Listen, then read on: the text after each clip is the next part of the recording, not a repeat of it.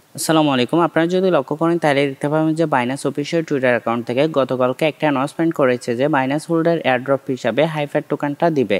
So আজকের এই ভিডিওতে আমি আপনাদের সাথে আলোচনা করব হাইপার টোকেন নিয়ে বিস্তারিত এবং কারা কারা এই টোকেনটা এয়ারড্রপ হিসাবে পাবেন, এই টোকেনটা বাইন্যান্সের মধ্যে কখন লিস্টেড হবে, 𝐴 to Z সকল ডিটেলস এই ভিডিওতে পেয়ে যাবেন। সো ভিডিওটি কোনো কিছু স্কিপ করবেন না যাতে কোনো ইনফরমেশন আপনার মিস না হয়ে যায়। ভিডিওটা শুরু করার আগে আপনাদেরকে একটা গিভওয়ে শেয়ার করব, যেটা $100 গিভওয়ে আমাদের টেলিগ্রাম চ্যানেলের মধ্যে চলমান রয়েছে। এই ভিডিও ডেসক্রিপশন বক্সে গিভওয়ে লিঙ্ক নামে একটা লিঙ্ক পাবেন। ওই লিঙ্কের উপর ক্লিক করে আমাদের টেলিগ্রাম চ্যানেলে জয়েন করে এই গিভওয়েতে জয়েন করবেন। সো চলুন তাহলে শুরু করা যাক। আচ্ছা, Binance holder airdrop hyper token নিয়ে বিস্তারিত দেখার জন্য আমাদেরকে এই লিঙ্কটা ওপেন করে নিতে হবে। এই লিঙ্কটা আমরা যে কোনো একটা ব্রাউজারের মধ্যে ওপেন করে নিব। আমি ক্রোম ব্রাউজারের মধ্যে ওপেন করে নিয়েছি। ওপেন করার পর আপনাদের সামনে এই পেজটা শো করবে। এখানে একটা আর্টিকেল পেয়ে যাবেন বাইন্যান্স থেকে, যেখানে 𝐴 to Z ইনফরমেশন দেওয়া আছে। আপনারা যদি লক্ষ্য করেন তাহলে দেখতে পাবেন যে এটা 15তম প্রজেক্ট। এর আগে আরো 14টা প্রজেক্ট এরকম হোল্ডার এয়ারড্রপ হিসেবে এয়ারড্রপ করেছে বাইন্যান্সের মাধ্যমে। সো আমরা যদি আরেকটু নিচে আসি তাহলে দেখতে পাবো এই এয়ারড্রপটা কাদেরকে দিছে।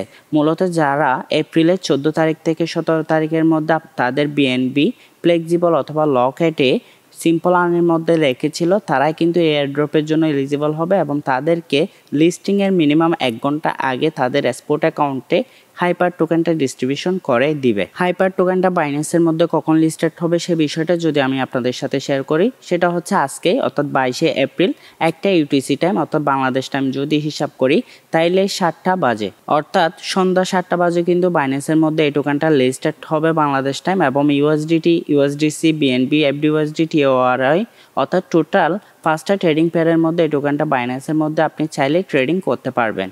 আচ্ছা, এখন মোস্ট ইম্পর্টেন্ট বিষয় হাইপার হোল্ডার এয়ারড্রপ ডিটেলসটা দেখে নিব, যেটা টোকেন নেমটা হচ্ছে হাইপারলেন, শর্ট নেম হচ্ছে hyper Genesis. Total token supply হচ্ছে 802 মিলিয়ন থেকে একটু বেশি, ম্যাক্স টোকেন সাপ্লাই হচ্ছে 1 বিলিয়ন।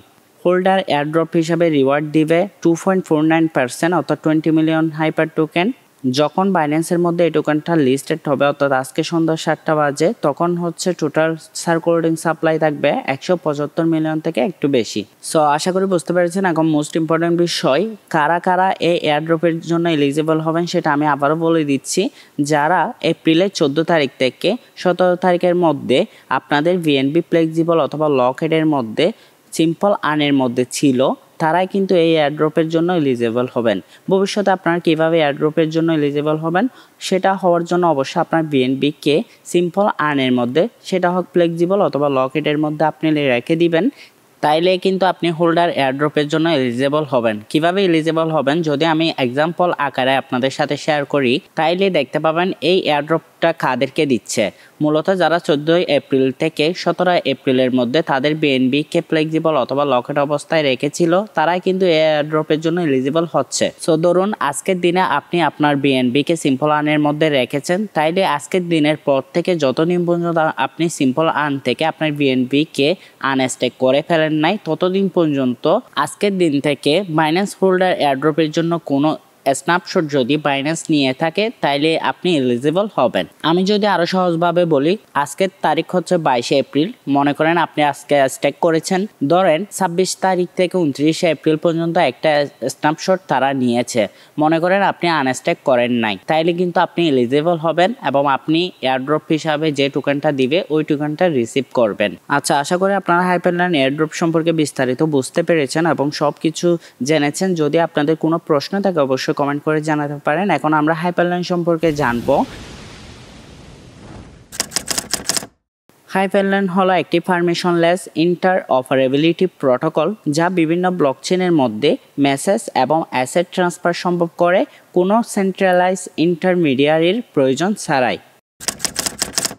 হাইপারলাইনের কিছু গুরুত্বপূর্ণ বৈশিষ্ট্য হলো পারমিশনলেস ডিপ্লয়মেন্ট, যে কেউ হাইপারলাইন ডিপ্লয় করতে পারে, কোনো অনুমতির প্রয়োজন নেই।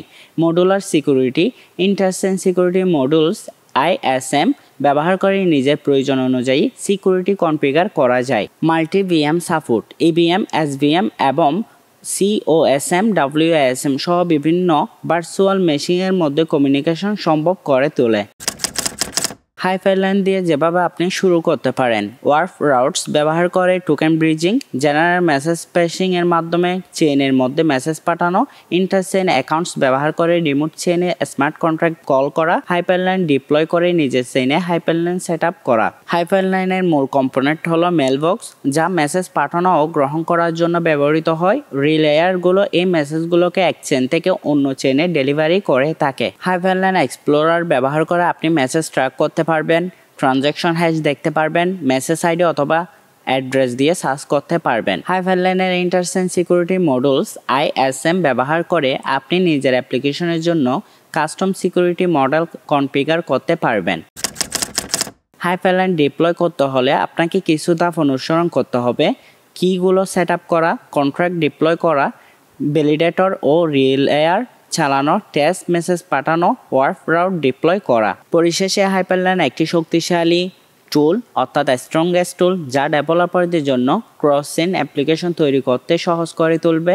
এর পারমিশনলেস প্রকৃতি এবং মডুলার সিকিউরিটি মডেল হাইপারলাইনকে ভবিষ্যতের ইন্টার অপারেবিলিটির জন্য একটি আদর্শ সমাধান করে তুলবে বলে আমি আশাবাদী। সো আশা করি আপনি হাইপারলাইন সম্পর্কে বিস্তারিত বুঝতে পেরেছেন। যদি আপনি কোনো কিছু না বুঝে থাকেন অথবা আপনার কোনো ধরনের প্রশ্ন থাকে হাইপারলাইন সম্পর্কে, তাইলে অবশ্যই কমেন্ট করে জানাতে পারেন, আমি অবশ্যই রিপ্লাই দিয়ে দিব। সো আমি আরেকটা বিষয় আপনাদেরকে রিমাইন্ড করে দিতে চাই, হাইপারলাইনের মতো হোল্ডার এয়ারড্রপগুলোতে আপনি বাইন্যান্সের মধ্যে এলিজিবল হওয়ার জন্য অবশ্যই আপনার বিএনবিকে সিম্পল আর্নের মধ্যে লকেট অথবা ফ্লেক্সিবলের মধ্যে রাখবেন, তাইলে কিন্তু আপনি এলিজিবল হবেন। সো ফ্রেন্ডস, আজকের ভিডিওটি এই পর্যন্ত। যদি ভালো লেগে থাকে তাহলে অবশ্যই লাইক, কমেন্ট এবং শেয়ার করতে ভুলবেন না। পাশাপাশি আমাদের চ্যানেলটি সাবস্ক্রাইব করবেন এবং এই ভিডিওর ডেসক্রিপশন বক্সে থাকা আমাদের টেলিগ্রাম চ্যানেলে জয়েন করতে ভুলবেন না। ওইখানে কিন্তু বর্তমানে একটা গিভঅ্যাওয়ে চলতেছে। সো ফ্রেন্ডস, ভালো থাকবেন, সুস্থ থাকবেন, দেখা হবে পরবর্তী ভিডিওতে। ততক্ষণ পর্যন্ত ভালো থাকুন, আল্লাহ হাফেজ।